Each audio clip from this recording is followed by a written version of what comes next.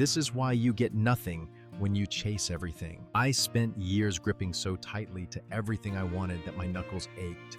Career goals, family dreams, financial targets. I chased them with every strategy the self-help world had to offer.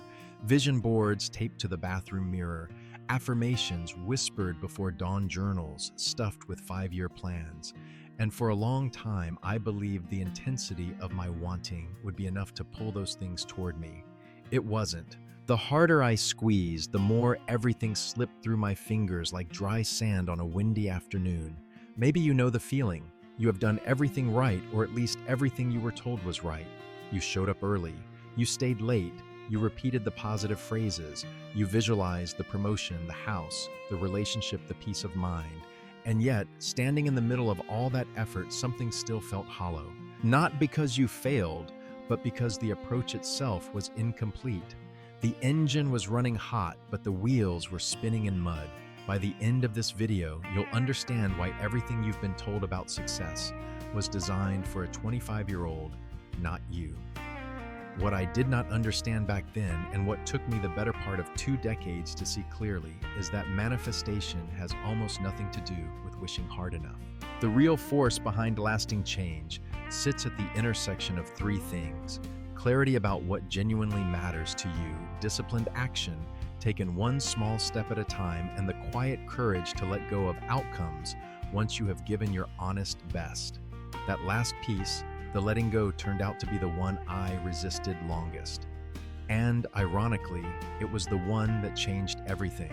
There is a specific moment when that shift clicks into place, a moment the ancient Stoics understood deeply, but modern culture has mostly forgotten.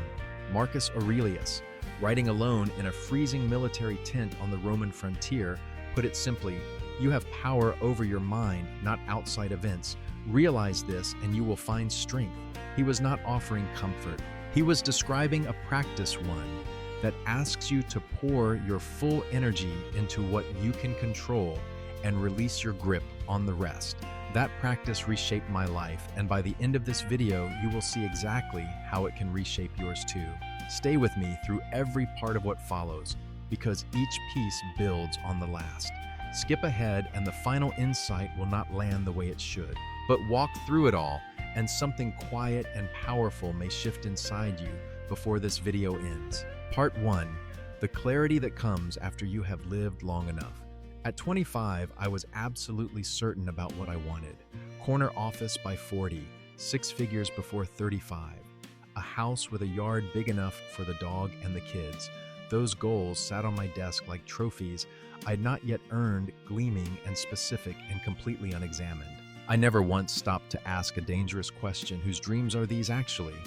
Were they mine, or were they assembled from magazine covers, family expectations, and the quiet pressure of watching everyone around me climb the same ladder?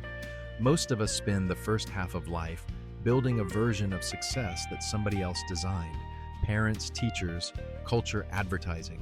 The blueprint arrives before we are old enough to question it, and we lay bricks for years before noticing the foundation does not feel right beneath our feet. That realization, when it finally comes, is not a failure. It is the first honest breath you have taken in a very long time.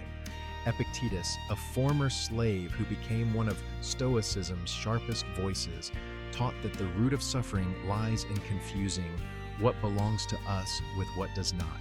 Our choices, our effort, our attention, those belong to us.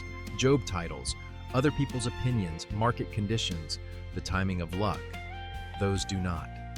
He did not arrive at that distinction through abstract theorizing. He learned it while owned by another human being in a body that bore permanent damage from his master's cruelty. When Epictetus drew the line between what he could control and what he could not, he was drawing it with his own blood. That line was not philosophy for him. It was survival. And the relevance for anyone over 45 is startlingly direct. By now, you have accumulated enough evidence from your own life to know the truth of his words. You have watched promotions go to the less qualified. You have seen marriages that looked perfect crack open overnight. You have poured years into plans that evaporated because of one phone call, one diagnosis, one market crash. None of that effort was wasted, but the belief that controlling outcomes would bring peace, that belief was the trap. Clarity is what remains after that belief collapses. It is not a strategy session or a weekend retreat with sticky notes on a wall. It is the moment you sit across from yourself and say honestly, what do I actually value when nobody is watching? What would I pursue even if no one ever applauded? The answers that surface are rarely the goals you started with. They are quieter, more grounded, and they carry a weight that ambition alone never did. Robert, a financial advisor I knew in Dallas, spent 22 years building a practice that looked spectacular on paper. Corner office, the works. At 48, sitting in a cardiologist's waiting room after a stress test, he realized he could not name a single thing about his work that made him feel alive. Not the income, not the client list, not the awards on the shelf above his desk. What he missed, what he actually craved, was teaching, specifically helping first-generation college students understand money before it became a crisis. He did not blow up his career overnight. He started volunteering 2 Saturday mornings a month at a community center. Within a year, those Saturday mornings were the only hours in his week that did not feel like performance. Clarity did not arrive as a lightning bolt. It showed up quietly on a folding chair in a room that smelled like instant coffee. That is usually how it works. Not dramatic, just honest. Part 2. Small steps repeated. The only force that actually compounds. There was a decade in my life when I confused intensity with progress. I would set a goal, attack it with everything I had for 3 weeks, burn out, stall, feel guilty, and then start the cycle over with a new goal and the same frantic energy. Sound familiar? The hustle culture we absorbed in our 20s and 30s sold us a story that success belongs to those who grind hardest, sleep least, and push through every wall by sheer force of will. By the time your knees ache and your energy no longer spikes on command, that story starts to crack. Here is what cracks it open: the quiet discovery that small, repeated action beats explosive effort every single time. Not because the small step is impressive, it isn't. One phone call, one page read, one 15-minute walk. Taken alone, each one seems almost embarrassingly insignificant, but stacked across days, weeks, and months, those tiny acts of showing up become the most powerful force available to a human being. Seneca, writing nearly 2,000 years ago, put his finger on exactly this when he observed that it is not that we have a short time to live, but that we waste much of it. He was not scolding anyone. He was pointing at the hours that evaporate in hesitation, in waiting for the right mood, or the right Monday, or the right season to begin. Seneca wrote those words while serving as advisor to Emperor Nero, surrounded by political danger that could end his life on any given afternoon. He understood urgency not as panic but as presence. Every hour mattered because no hour was guaranteed. For those of us past 45, that understanding has moved from abstraction into lived experience. We have buried friends. We have watched parents fade. The calendar does not feel infinite anymore. And that awareness, uncomfortable as it is, can become the most clarifying force in your life if you let it. Instead of paralyzing you, let it sharpen your attention. Today is not a rehearsal. The step you can take this afternoon, however minor, is more valuable than the grand plan you keep polishing for next quarter. Momentum does not arrive in a burst. It accumulates. Like snow settling on the hillside, each flake weightless until the whole landscape has shifted and you cannot remember exactly when the ground disappeared beneath the white. Diane, a retired nurse in Portland, decided at 53 to learn watercolor painting. She had zero background. Her first attempts looked, in her own words, like a toddler sneezed on the paper. She committed to 15 minutes each morning before her coffee cooled. No grand vision, no plan to exhibit, just paint, water, paper, and a kitchen timer. After 4 months, she was mixing colors with intuition rather than instruction. After a year, she sold her first piece at a neighborhood craft fair. Nobody watching would call her journey dramatic. There were no breakthroughs, no viral moments. There was only repetition, guided by quiet attention and the compound interest of showing up when nobody was keeping score. That is the rhythm the Stoics championed. Not the spectacle of effort, but the substance of it. Virtue in their vocabulary was not a feeling or an ideal. It was a practice, something you did reliably in the unglamorous hours between ambition and result. The athlete does not become fast by dreaming of the finish line. The musician does not find mastery by admiring the instrument from across the room. They show up day after day in the quiet space where progress hides inside repetition. And eventually, without fanfare, something shifts. The body remembers. The hands know what to do. The path that felt endless reveals that it has been shortening with every step you almost did not take. Part 3. Why positive thinking was never enough. If you are anything like me, you have a shelf somewhere with dog-eared copies of books that promised your thoughts could reshape reality. Maybe you bought the audiobook too for the commute. Maybe you attended the seminar, sat in the third row, and felt electric for about 10 days before the feeling faded and the old patterns crawled back in. The positive thinking industry built a cathedral on a half-truth that mindset matters. And mindset does matter. But mindset without motion is a car with a full tank parked in the garage with the engine running. Eventually, the fuel burns out and you have gone nowhere just with a warmer garage. I say this without bitterness because I lived inside that half-truth for years. I filled notebooks with affirmations. I am abundant. I attract success. I am worthy of greatness. Each sentence felt good to write. Each one gave me a small rush. The way scratching an itch does, pleasant but temporary, and solving nothing underneath. The real function of those affirmations was not transformation, it was comfort. They let me feel productive without producing anything. They let me rehearse success without risking failure.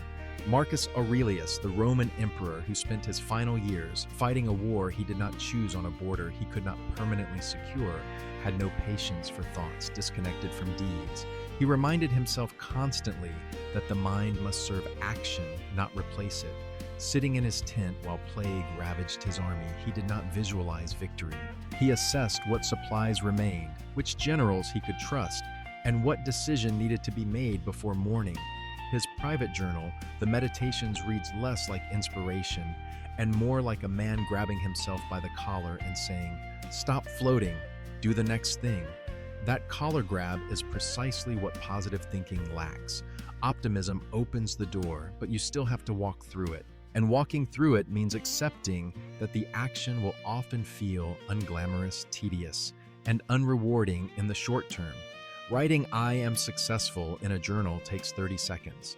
Calling the client you have been avoiding, revising the proposal that was rejected, sitting with a difficult conversation you have postponed for months, those actions take courage that no affirmation can supply on its own. Here is what shifted for me. I stopped asking, "Am I thinking positively enough?" and started asking, "What did I actually do today that moved the needle?" The question was smaller, plainer, and infinitely more useful. Some days the answer was uncomfortable. Nothing. And that uncomfortable honesty did more for my progress than 1,000 affirmations ever had. Because honesty creates friction, and friction creates the heat required for real change. None of this means optimism is worthless. It means optimism is the starting line, not the finish. The willingness to believe something better is possible opens the door. But the person who walks through that door, who makes the phone call, who revises the plan, who sits with discomfort long enough to learn from it, that person is fueled by something deeper than positive thinking. They are fueled by commitment, the kind that does not evaporate when the feeling fades. Positivity lights the match, but only your hands doing the unglamorous work can keep the fire going long enough to warm anything real. Part 4. Nothing new grows in an overcrowded life. There is another reason so many meaningful changes never quite take root, and it has less to do with motivation than most people think. Sometimes the problem is not that you do not care enough. It is that your life is already too full to hold anything new. By a certain age, this becomes almost invisible because fullness starts to look normal. The calendar stays crowded. The phone keeps buzzing. The errands multiply. Responsibilities layer themselves so gradually that you hardly notice the weight until one day, even the things you truly want begin to feel like one more obligation squeezed into a life that is already gasping for air. You may have noticed this in yourself without naming it. You tell yourself you want to write more, rest more, walk more, read more, pray more, create more, reconnect more deeply with the people you love, and you mean it. The desire is real, but every time those intentions reach for daylight, they run into the same hard wall. There is no margin, no room in the day, no room in the nervous system, no room in the mind that has been pulled in 10 directions since breakfast. That kind of exhaustion creates a very specific kind of frustration. You begin to question your discipline, your follow-through, even your character. But often the deeper issue is simpler and sadder. You are trying to plant something in soil that has already been paved over. Seneca understood something about this long before our era of overflowing inboxes and calendars that looked like battle maps. He wrote often about the difference between a full life and a fragmented one. Those two things are not the same. A full life can be rich, grounded, deeply lived. A fragmented life is something else. It is attention chopped into pieces so small that nothing meaningful can gather enough strength to grow. That distinction matters more in the second half of life than it did in the first. When you are young, speed can cover for a lot. You can run on adrenaline, recover badly, and still manage to convince yourself you are building something solid. Later on, life becomes a stricter mirror. What is scattered starts to feel scattered. What is misaligned starts to cost more. A week lived without intention does not just disappear. You feel it in your body, in your patience, in the flatness that settles over things that once had color. I think of a man I knew named Thomas, who used to say he never had time for the life he claimed he wanted. He wanted to get his health back. He wanted long dinners with his wife without a screen in his hand. He wanted to play guitar again after 30 years. But every evening was swallowed by obligations he had never re-examined. Committee calls he no longer believed in. Social habits he had outgrown, favors he agreed to automatically, news he consumed without even caring about it. Nothing in his schedule looked dramatic on its own. That was the trick. The life draining him was built out of small, respectable pieces. He did not transform overnight. He simply began removing what no longer deserved his time. One board resigned from, one recurring dinner declined, 1 hour of television replaced by a walk, one Saturday morning left unclaimed on purpose. After a few months, he said something that stayed with me. I thought I needed more discipline. What I needed was less noise. That lands differently once you have lived long enough to know that every yes costs something, even when it looks harmless. The older you get, the less life asks for grand declarations, and the more it asks for clean choices, not dramatic choices. Clean ones. What stays, what goes, what still matters, what only lingers because it has been there a long time. This is not about becoming severe or joyless. It is not about stripping life down to bare walls and silence. It is about making sure your days still contain enough open ground for something alive to happen there. Reflection needs room. Love needs room. Recovery needs room. So does any real change worth making. An overcrowded life has a way of convincing you that the answer is to try harder. Usually, it is the opposite. Usually, the answer is to clear a little space and see what begins to breathe again once the pressure lifts. And maybe that is the quieter kind of courage this season of life asks for. Not adding one more grand ambition to the pile, but protecting a patch of inner and outer space so that what matters most no longer has to fight for oxygen. Part 5. The proof that difficulty means you are on the right path. What if the hardest season of your life was not a punishment? What if it was evidence that you were reaching for something that actually mattered? Most of us carry an unspoken belief that the right path should feel smooth, when it doesn't. When the resistance shows up as rejection, exhaustion, failure, or grief, we assume we have taken a wrong turn. That assumption has cost more people their dreams than any external obstacle ever could, because the truth is almost the reverse. The more significant the pursuit, the heavier the friction. Ease does not signal alignment. Often it signals that you are not reaching far enough. Seneca understood this with a clarity that was forged, not theorized. In 41 AD, at the height of his influence in Rome, Emperor Claudius exiled him to the island of Corsica. Overnight, Seneca lost everything that defined his public identity: his political standing, his social circle, his wealth, his reputation. Corsica at that time was not a Mediterranean vacation. It was rocky, windswept, and culturally barren, a place Rome sent people it wanted to forget. For 8 years, Seneca lived in that exile. 8 years of watching the sea from ashore. He did not choose separated from everything he had built. But here is what makes his story remarkable. Those 8 years produced some of the most penetrating philosophical writing in Western history. Stripped of the distractions of Roman power, forced into a solitude he never sought, Seneca wrote essays on grief, on the shortness of life, on the resilience of the human spirit. Difficulties strengthen the mind. He wrote, "As labor does the body." That sentence was not a slogan printed on a motivational poster. It was a report from the field, composed by a man sitting in the rubble of his former life, discovering that the rubble contained raw material he never would have found in comfort. If you are past 45, you have your own Corsica. Maybe it was a divorce that split your world along a fault line you did not know existed.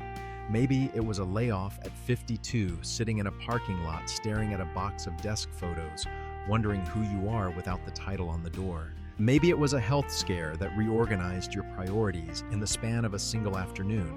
Whatever form it took, that season of difficulty was not a detour. It was a forge, and the version of you that walked out of it carried something that ease could never have produced, a knowledge felt in the bones that you can survive what you once believed would destroy you. Every obstacle you have already overcome is proof of a capacity you did not know you had. Not the motivational poster kind of proof, the lived kind. The kind that sits quietly inside your chest and steadies your breathing when the next storm arrives.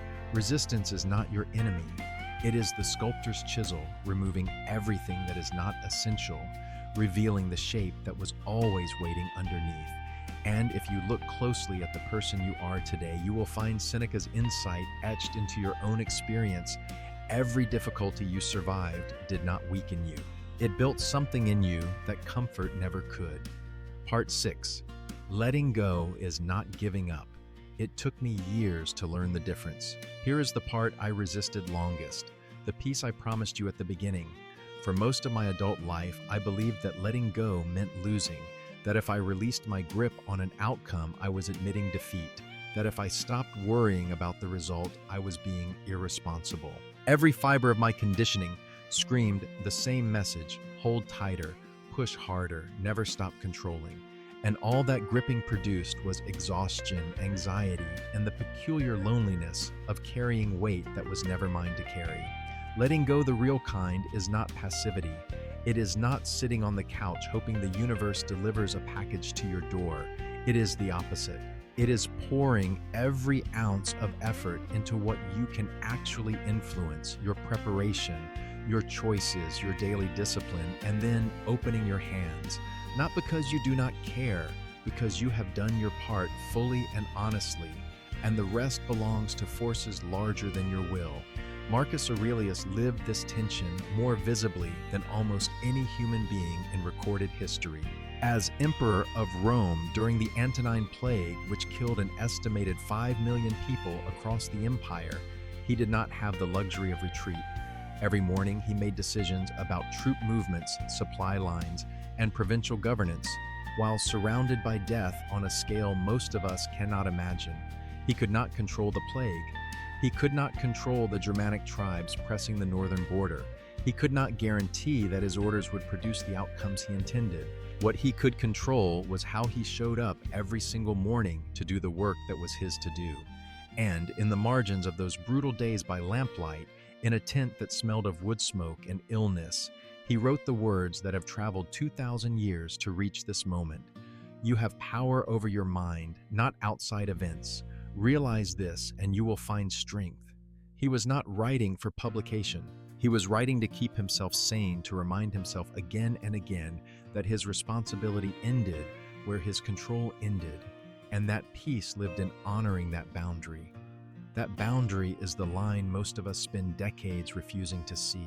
We exhaust ourselves trying to control our children's choices, our partner's feelings, our colleagues' opinions, the economy, the diagnosis, the timing of events we cannot accelerate or delay. And every ounce of energy poured past that line is energy stolen from the work that is genuinely ours.